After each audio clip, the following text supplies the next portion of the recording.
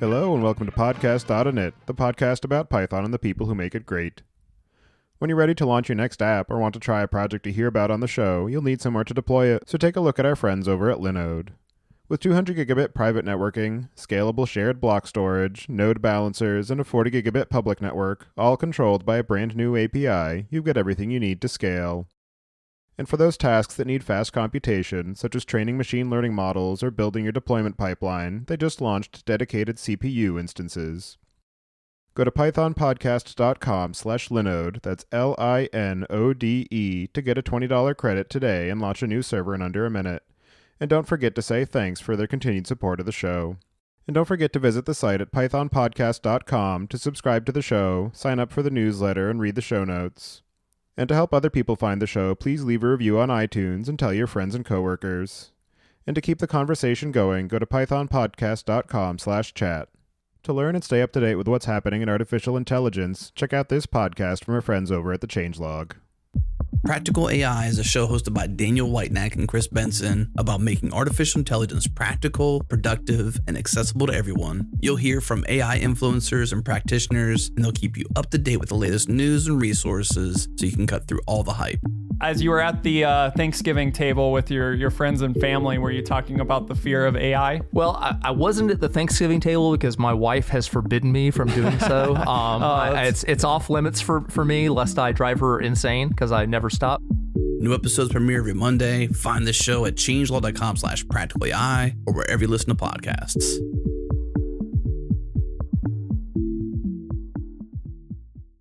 Your host, as usual, is Tobias Macy, and today I'm interviewing Mirek, Mencel, and Patryk Zawadzki about their work at Mirumee, building e-commerce applications in Python based on their open-source framework Saleor. So, Mirek, could you start by introducing yourself?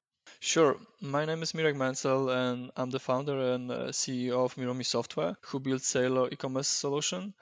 Thank you for having us, Tobias. And Patryk, could you introduce yourself as well? Hi, my name is Patryk Zawadzki. I'm the original maintainer of Saleor and its first author, and I'm the current head of technology at Mirumee Software. And Mirek again, do you remember how you first got introduced to Python? Yeah, of course. So I was actually first introduced to Python via Opensource and sort of Django. This was the first project actually that we picked up on in 2009, and this is how we actually have started the company. And at Mirumee we deliberately chose this language due to its more like academic background, I think. And the case was that we were looking for great developers. We wanted to work with really good people, and this is how we actually went with Python. Django was equally important, I suppose. The documentation simplicity and so on, coherency of the code. That was something that we were looking for as a company. So this is it, I suppose. I definitely have heard of Python on my university, but the first real life encounter that was with Mirumee 2009. And Patryk, do you remember how you first got introduced to Python? Sure. I used to work as a PHP programmer, as I think many of us did during the early 2000 years. And I was using Python as a side programming language for things that were not really web related. But then I got involved in a project that used Pyramid and pylons. So I got introduced to Python as a web programming language of sorts. And then eventually Django came along. I was moving the same project to Django 0.9, I believe, at the time. And eventually Django became the web framework to use for web projects, so that's where we are today. And so can you start by describing the types of projects that you work on at Mirumee and how the company first got started? Yeah, of course. 2009, that was actually when we started the company. It was already 10 years ago, but we started it around a single product. That was back then a fleet management platform. Patryk was actually an employee number one, and what we wanted to achieve is like working with great developers, as I said before, and working on interesting and challenging projects. I was earlier freelancing, and that was mainly around web programming in general, I would say. So yeah, so this is how we have actually started. Then so it's actually fun story is that we didn't want to be involved into e-commerce too much. We always believed back then, at least, that this is really boring, and we didn't want to be part of that. And but at the same time, we had to actually work on one of those projects to actually support our other projects, internal projects, and we quickly learned that it is even more boring that that we originally thought. It was not about boring itself. Actually, we didn't like the way we had to work with that software back then, and there were actually two solutions, I suppose. Like, Magento was already becoming a standard, but in the Django world and Python world, there was not much option to choose from. So there was one project, Satchmo, that I remember that actually made us pretty tired, I would say, with with e-commerce. So after that one, we didn't even want to more. We didn't. So we hated that space even more.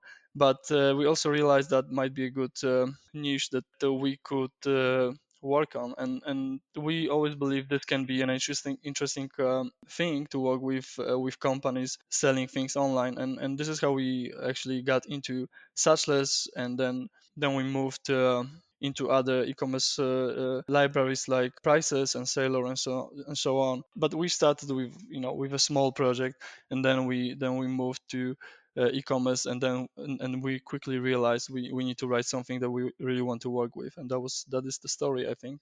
To add to that, I would say that the projects that we usually select for development are projects that are challenging. We're trying not to be a company where developers come to get bored to death and look for other opportunities. So we try to select things that make us scratch our heads and maybe ask ourselves what the best solutions are, rather than look at established patterns. So yeah, we're looking for projects that are challenging. We mostly do e-commerce stuff, but we do stuff that is borderline e-commerce, like internal systems for the French assembly, for example, that is not a store per se, but uses some of the same technologies. Yeah. Yes, I think one important thing that I recall as well is that we, since Satchmo actually, and our experiments with Satchless, which was our first e-commerce library, then we also got involved into Django Oscar first versions, and we worked with David Winterbottom back then on one big project that actually Oscar has been originally created for. So the lesson that we learned over that time, actually we turned into Saleor, our own more, I would say, robust e-commerce framework. Suchless was back then just a bunch of interfaces that we believed would be helpful to wrap your own e-commerce bespoke e-commerce system, and Saleor was an implementation of it already. Yeah, I remember in the early to mid 2000s, e-commerce was sort of this new area that everybody was trying to explore and understand the best way to approach it. And in recent years, you don't really hear much mention of it because it's sort of faded into the background and has just become standard fare. And I'm curious what your sort of current perspective is on the state of the e-commerce industry, and what are some of the sort of new and interesting areas within that problem domain that you've been dealing with? So I think the e-commerce is, we actually saw maybe 2-3 big waves so far, at least the way we understand it. Magento was one of the first platforms or major open source e-commerce solutions that has been built sort of before the mobile era, and it was purely community sort of work where, for instance, user experience was not that important. Then we got this mobile era when new actually platforms has appeared, and one of which can be probably Reaction. There are a couple of other platforms as well, and now we are seeing push towards like experience driven era, which obviously includes mobile, and we all see huge increase in mobile sales, but it's more about building coherent experiences for the users. They actually, modern customers, they look for interesting and modern ways actually to build relationships with brands, and I think this is really interesting from the technological perspective. This is mainly,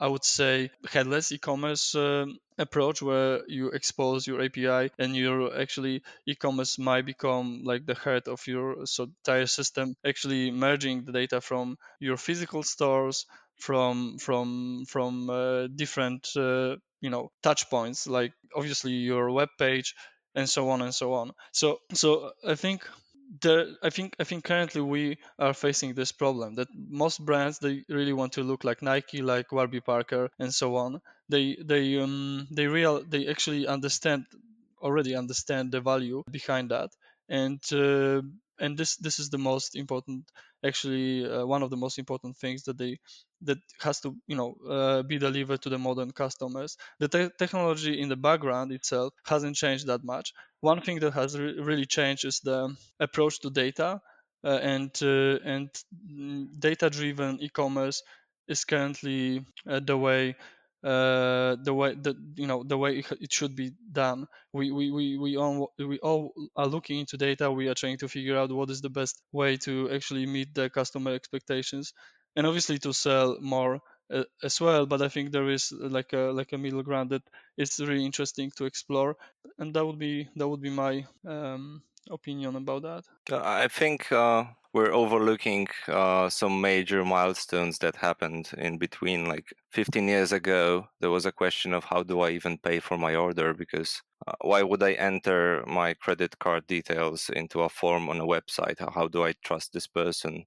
Who are they? There was no HTTPS. There was, maybe there was HTTPS somewhere, but most websites were just like, not very secure. It was hard to convince people to place an order because of all of the security concerns, and it was very founded in reality because stories of stolen credit card details were just everywhere. I think another milestone was the launch of eBay and then Amazon. So e-commerce for the average Joe in the street. So like people who would never even dream of having their own stores could suddenly sell stuff over the internet. So I think those were very important milestones for e-commerce. And I think even today there are platforms like Etsy who enable people who wouldn't otherwise have a reason to run an online platform, because running your own e-commerce is a costly thing. So if you only have one or two products and they are things that are maybe handmade, so you don't have large stocks of them, so you may only sell like 3 or 5 items per month.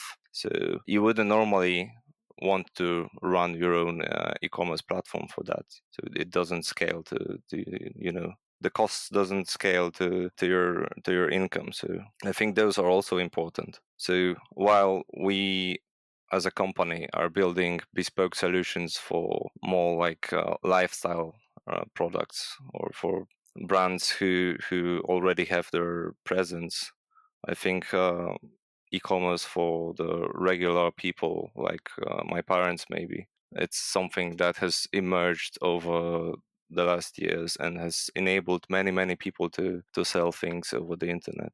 Yeah, and then there are platforms like Shopify that serve as sort of a middle ground to commoditize the actual implementation of the site and handle a lot of the underlying grunt work of it, and let somebody who is actually sort of at a small scale professional business be able to have an online presence without necessarily having to employ a suite of technical staff to maintain their solution. Yeah, exactly.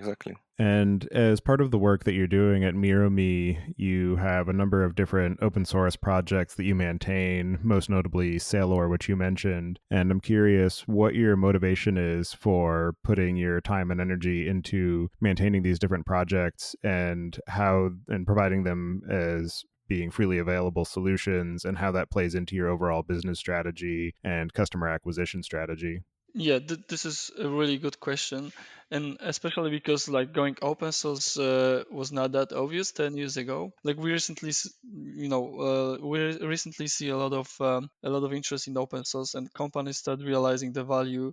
I don't think they all do realize the true value, but let me explain a little bit more.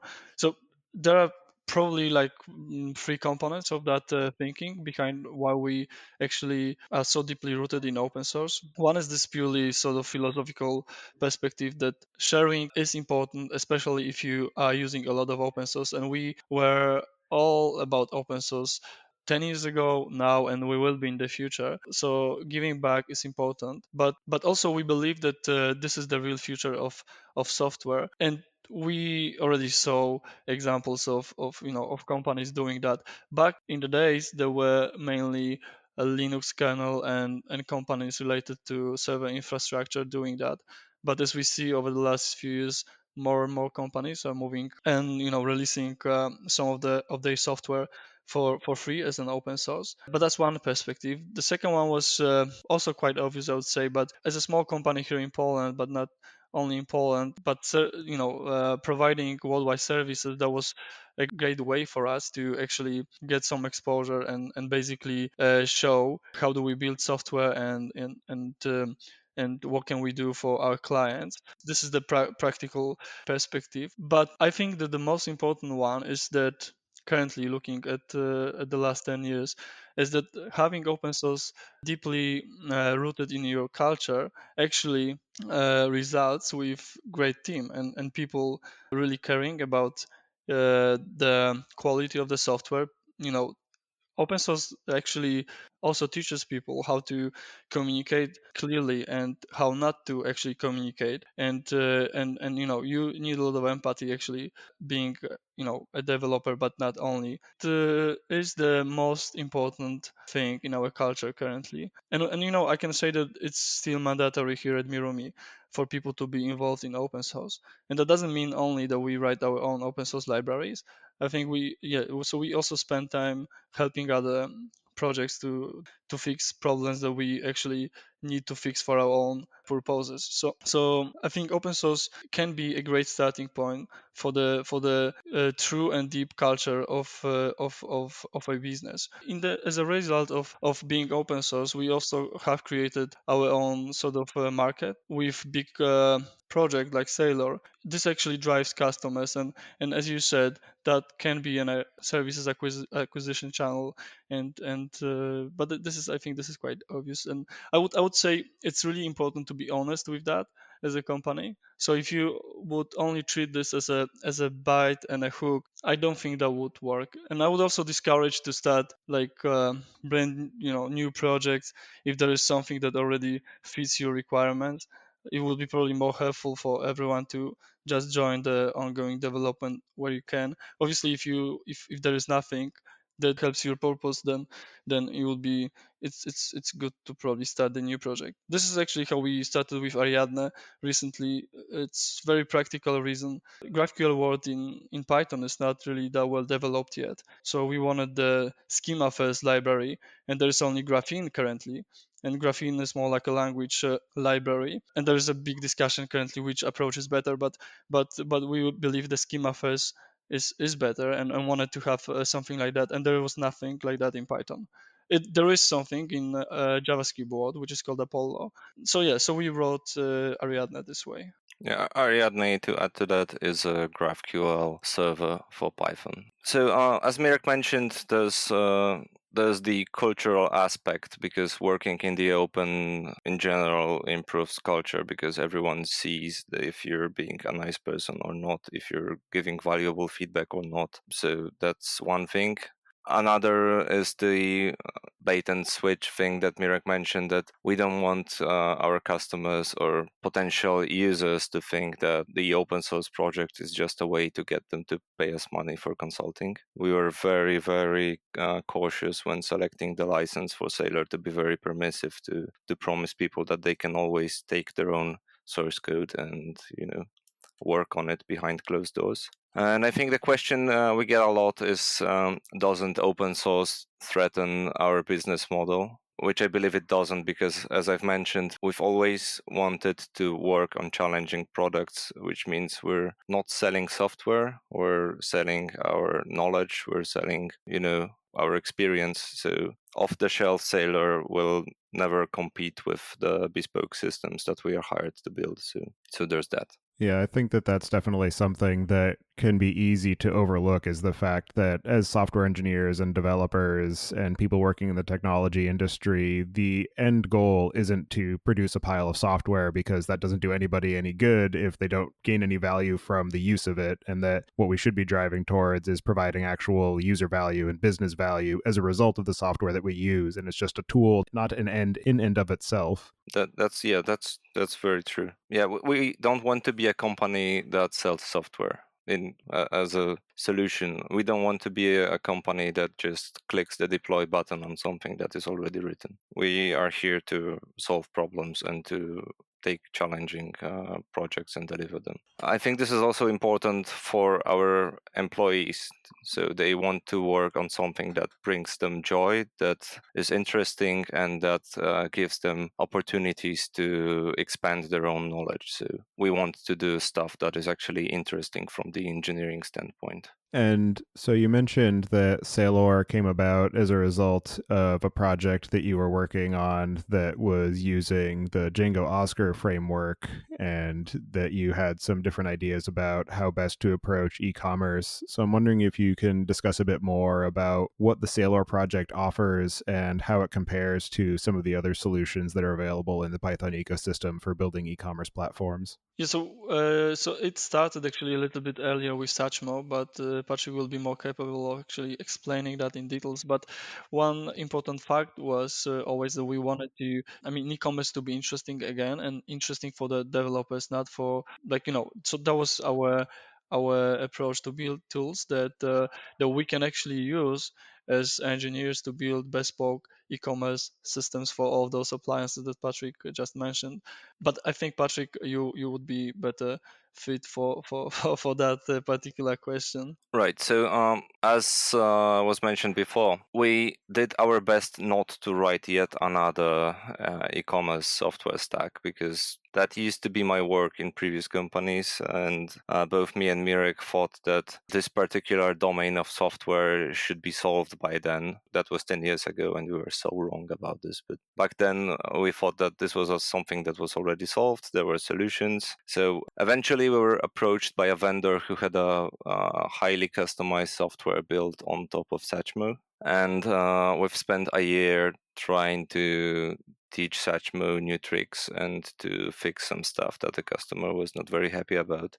So that was the first time when we thought that maybe e-commerce was not really done. And then we were cooperating with a company called Tangent in London, who were actually authors of Django Oscar. So we've spent some time working at their offices in London on something that was eventually released as the very first version of Django Oscar. But after we've built some projects using Oscar, we figured out that by the time a project is done from the customer's perspective, so when they say, okay, I'm giving a green light, send this thing to production, we have already customized like 95% of the code base.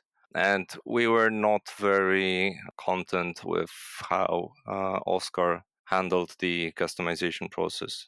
There was a system of overrides. It felt very hacky at the time, so we thought that maybe we could do this better. So we came up with our own solution, which was called Satchless, because it's a play on words. Less is more, so Satchless was clearly better than Satchmo. So we released Satchless, which was our first approach at building a store. So we thought, okay, these are the parts that will definitely never change. This is the code that you will never have to fork. And we were proven wrong within the first 2 months, I believe. So once again, we took a step back, and we thought, okay, maybe people just want to edit code instead of using plugins and overrides and all of the abstraction layers that are built upon a typical software stack. So we have remodeled Satchless to be a pure Python implementation of common algorithms. And we've started the Saleor project, which was a Django storefront implementation, but it was not as much as a framework. It was more of a project template that you could fork and edit to your heart's content. So that's how Saleor started. And what are some of the ways that both Satchless, which I know you still maintain, and Saleor have evolved over the time since you first began working on them, and some of the most interesting or challenging tasks that you've been faced with in that process of building and maintaining it? I would say that maybe it's not as much of a challenge, but we were quite lucky because originally we thought that the only solution to building something that is customizable is to make the code base itself something that you would fork and edit. But then the PWA and headless web applications came along.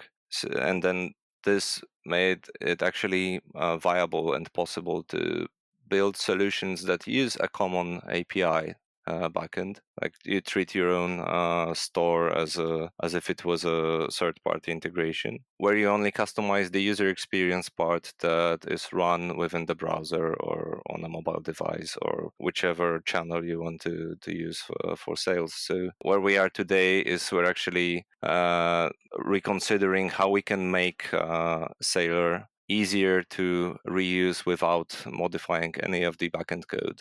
So to make it flexible enough that you can just install Saleor, and the only thing that you need to worry about is customizing the client. Yeah, I think this is one of the biggest challenges since we wanted to actually address the problem of overbloated e-commerce systems and write something lightweight and something that is easy extendable and something that we can use as developers to build our own bespoke system. Then you quickly face that question, or how much do you want to actually introduce into the platform, into Saleor in this case, and what is actually the common denominators for the projects that we believe are good fit for Saleor.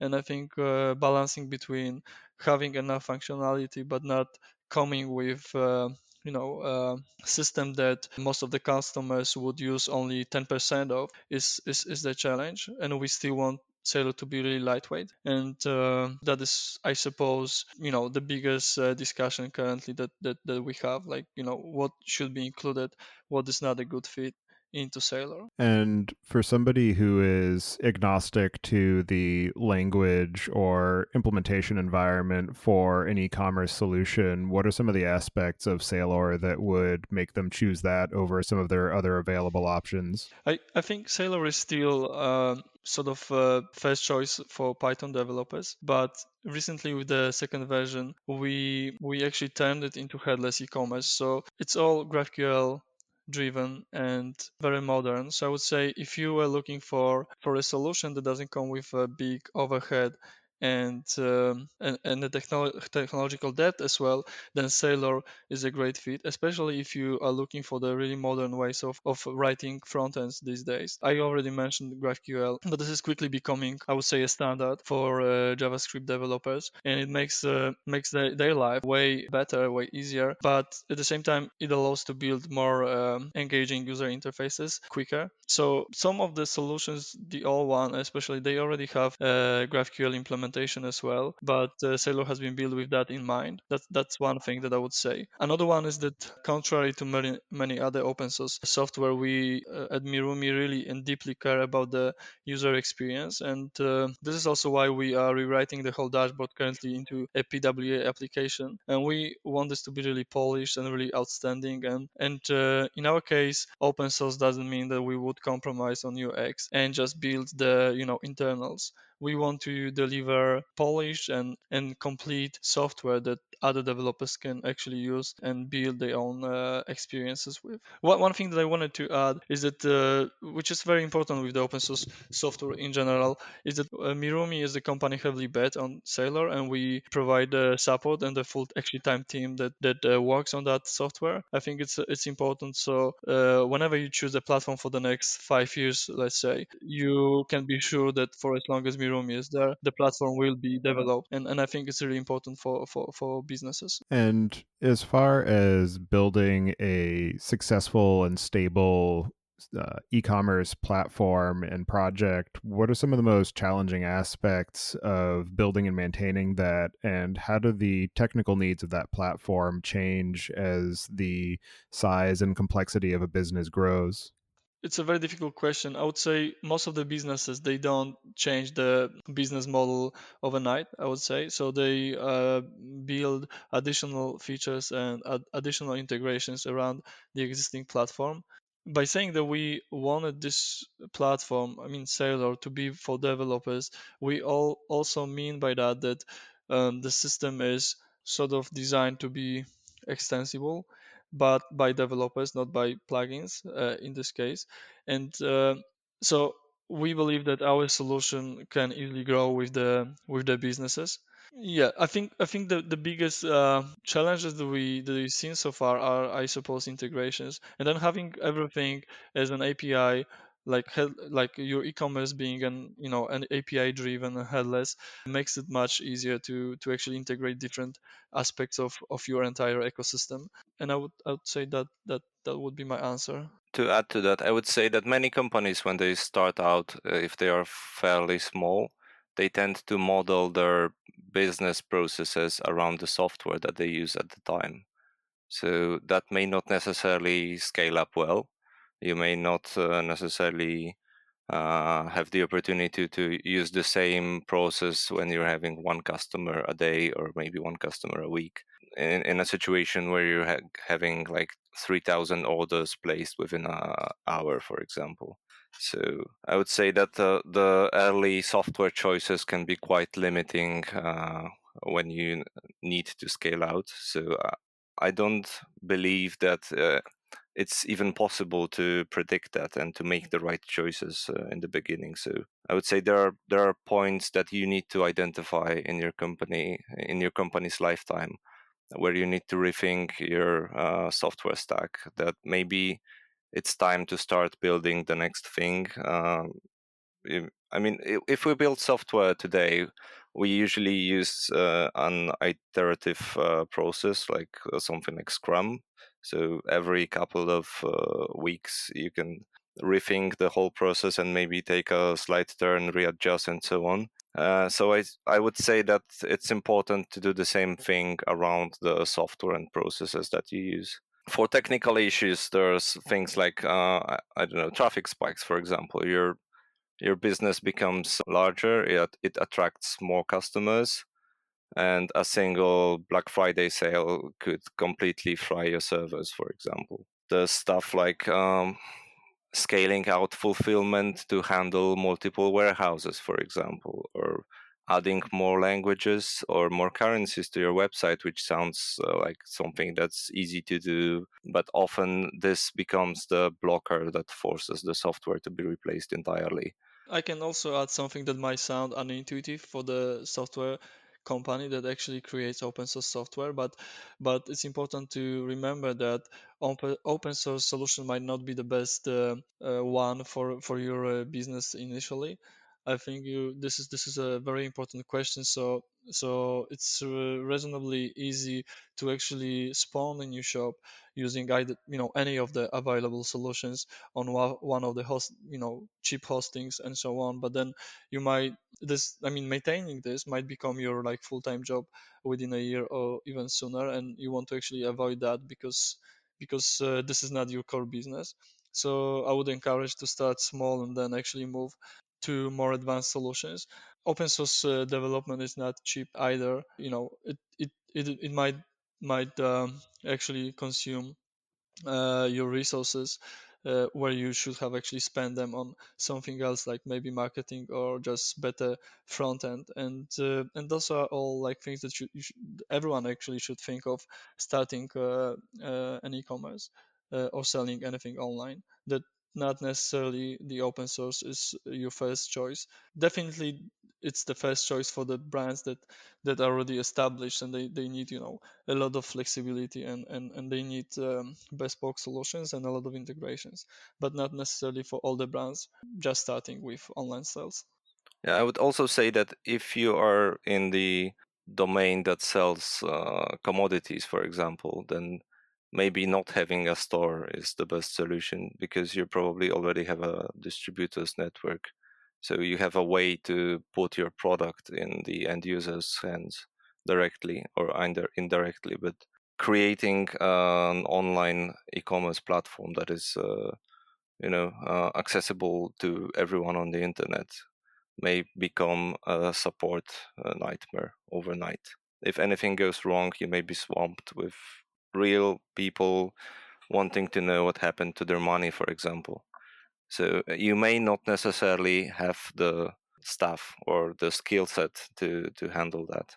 And as people are starting to plan out an e-commerce site, what are some of the components or features or user experience patterns that are often overlooked that they might not start to incorporate in the initial phases of the project?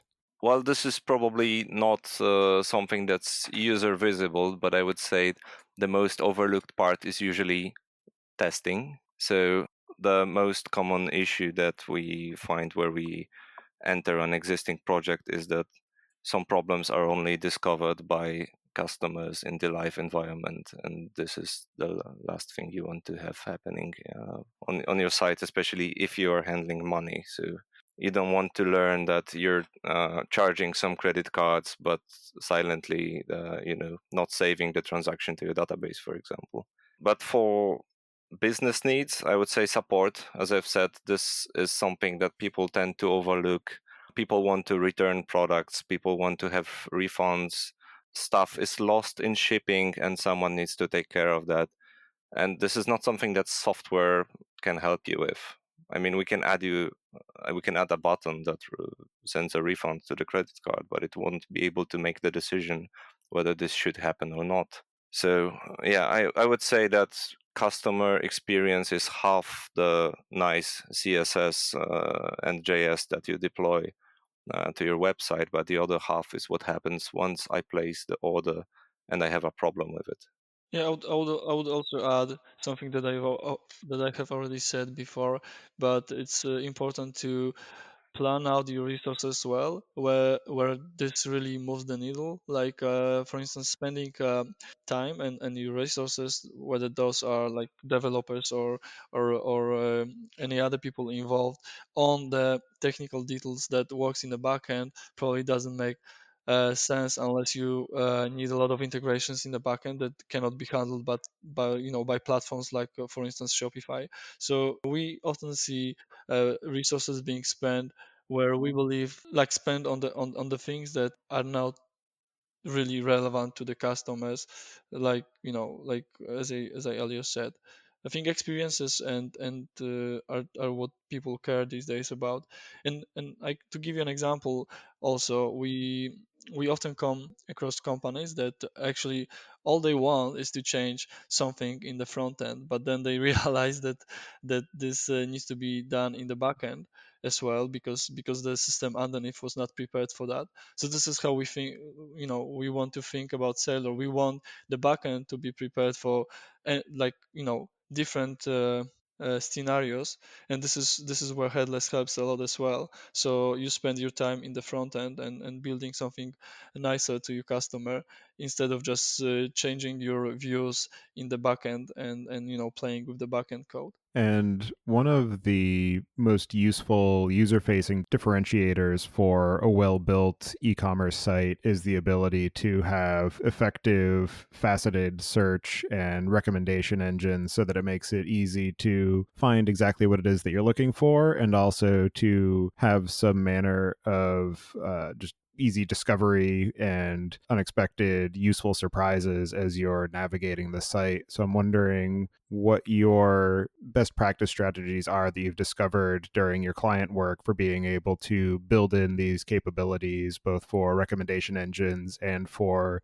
useful advice for people who are maintaining the store, for adding effective faceting to the products that they're maintaining. I would say the biggest benefit I've seen to improving the recommendation engine's output was forcing the customer to actually provide us with all of the sales information and not just the online sales that we're seeing through the online channels. Because one of the problem with building recommendation engines is that there's hardly a one size fits all solution. So you're building something often from scratch to work for a particular domain of products. And to show an example is we've built a recommendation engine for a large bookstore that covered something like 11 million SKUs, like unique SKUs.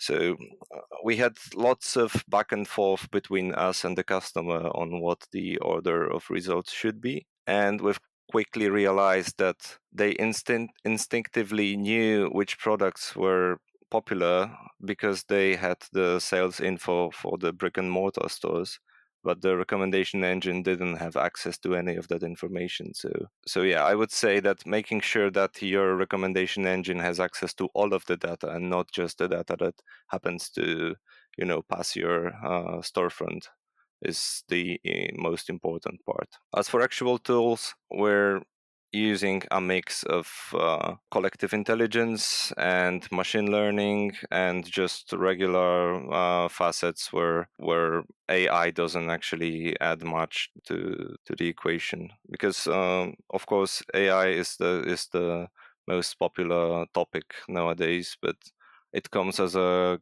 cost. So running all of the training the models and running the models is not free. So there are cases where the old-fashioned SQL queries and stuff like Elasticsearch, they perform good enough, so it's not worth spending more money on building something fancy. Yeah, one thing that we see being a challenge for some of the platforms still is being able to properly also test different approaches, like including A/B testing, of course, and this is where we want Saleor to be better at as well. But yeah, recommendation systems and predictive and personalized shopping is definitely the future.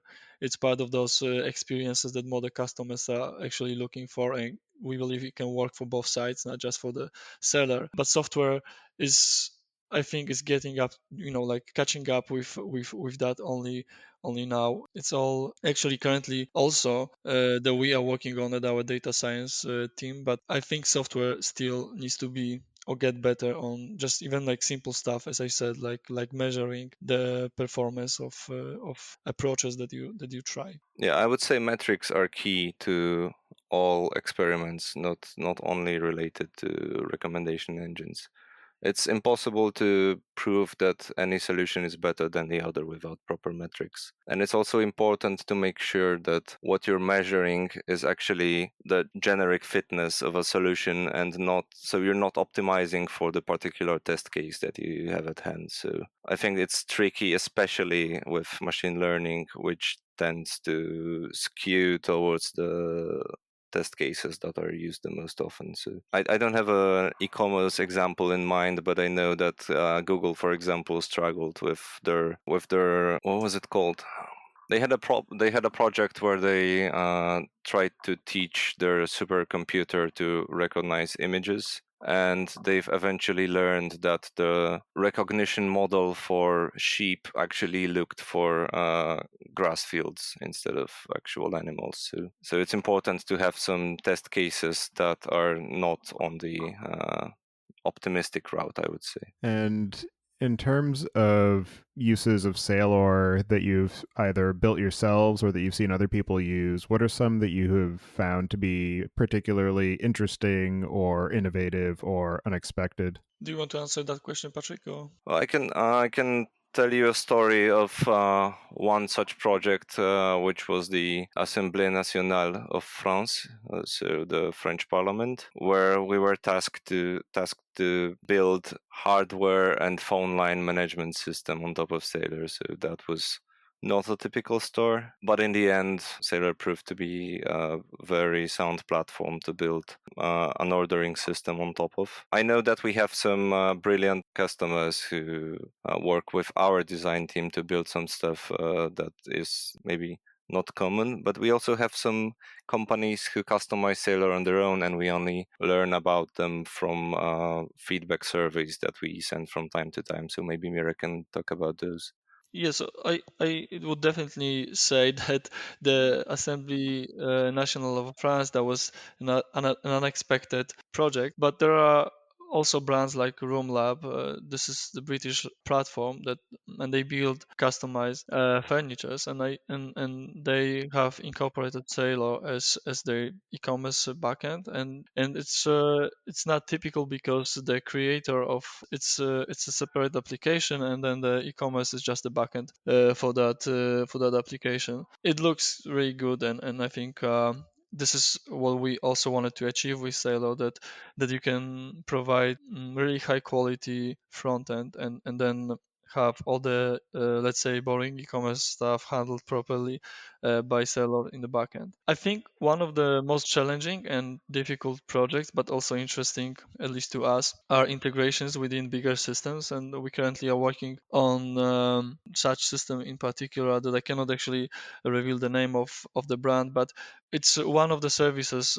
So e-commerce is one of the services that they run within their bigger ecosystem, and you have to actually marry that e-commerce with the CRM system, with the fulfillment system, and authorization, like single sign-up authorization, and all of this is really interesting, and this is where we actually wanted Saleor to fit really well, and I can say that we already see a really good fit, and this is what we're really happy with. But those are the projects that we are especially proud of. You can obviously build your great looking store, like more regular store on top of Saleor, but you cannot build, I suppose, what we are building right now with Saleor, with many other platforms, easily. And I think with Saleor it's pretty easy, and also with the GraphQL API, it's a breeze. And as people who work in the e-commerce industry and with these various different brands, what are some of the trends that you see and some predictions that you can make as to the future of the e-commerce industry and the direction that it's moving? That's a tough one. I think everything, yeah, it's a very tough one, but it's clear that everything is today being called an experience. Like you need to build new experiences for the customers.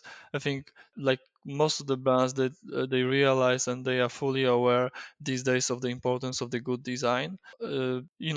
Everything is moving towards social media as well, and recently Instagram releasing the Instacart is one example, but also smarter and more predictive approach. This personalized experience, this is definitely a trend, and we've seen last year also decline on brick and mortar or high street shops, and I think those will be going towards also more lifestyle and experience driven places. There will be less of them, but they will be serving a little bit different purpose, and the main selling channel would become, I mean, it's going to be online, of course. Would you, Patrick, add anything?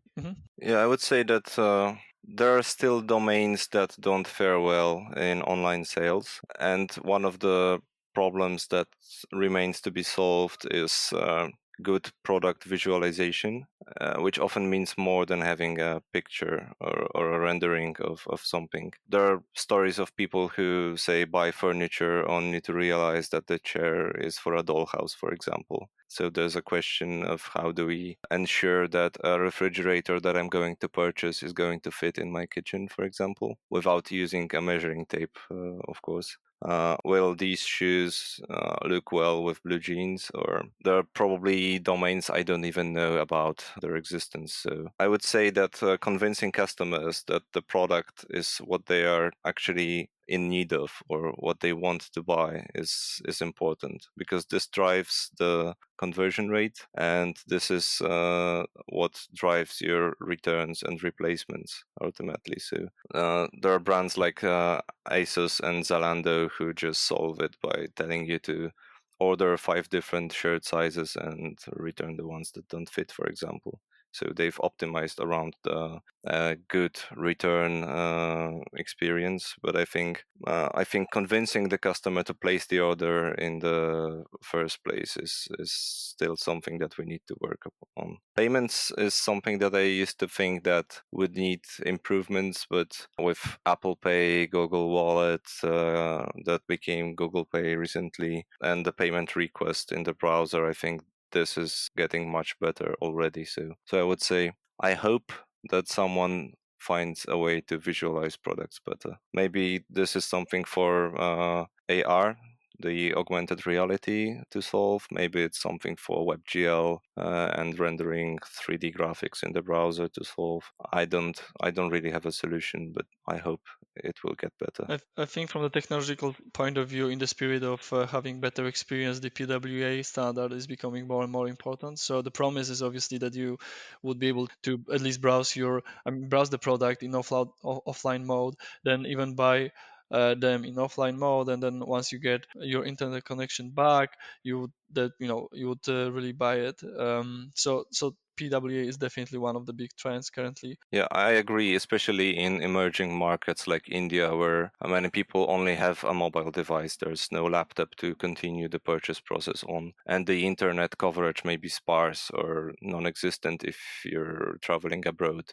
So you may want to purchase something and your only internet access is a cafe that you visit twice a day. So yeah, I agree with mobile devices and PWA and offline. Yeah, to your point about the experience of making sure that the product that you're buying is going to suit your needs. I was recently in the situation of buying a refrigerator and having to break out the measuring tape every which way and then trying to think about, okay, well, what happens when I open the door is just something that's easily overlooked. So yeah, definitely room for improvement on that front. In terms of your own business and your work on Saleor, what are some of the features or improvements or new services that you have planned for the future? Yeah, I think we can reveal currently that there's a next step to what we believe should be the right approach to e-commerce from the development point of view. And for as long as Saleor is going to be there, for as long obviously as Mirumee is going to be there, which we forecast for a really long time, then we want actually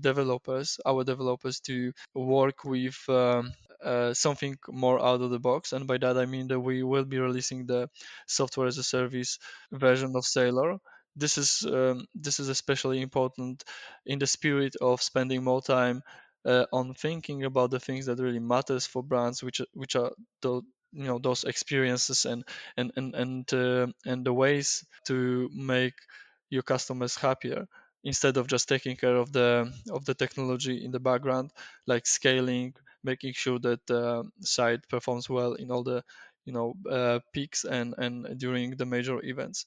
So we're really excited about that because this is something that we want to use for ourselves as well. But there was a big interest in our community as well, and I think I'm happy to say that beginning of April we officially started to work on the first version. And if you into modern e-commerce, you like working with the front end, looking for enterprise grade platform that actually delivers both great technology underneath and experience in terms of the dashboard, for instance, then say you might be interested in Saleor Cloud. This is how we actually call it currently. right. So this is an answer to customers who approach us with the problem I've mentioned before, that they would like to use the platform, but they don't want the maintenance to become their job. So they don't necessarily want to hire staff that is working in development and operations on the backend side. They just want to customize the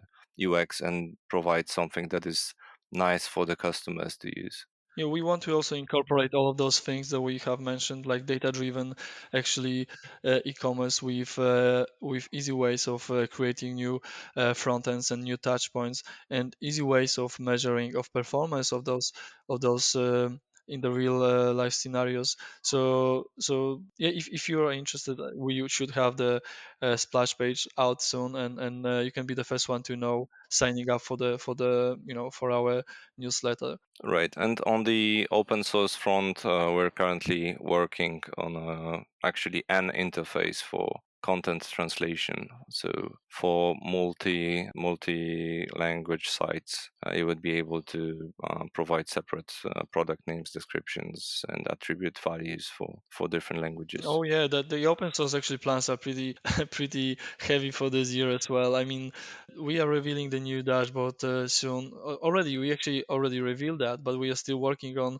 matching the functionality between the old dashboard and the new one. Part of this is, as Patryk just mentioned, the multi-language interface that we want to provide. There are many other great things coming into Saleor soon.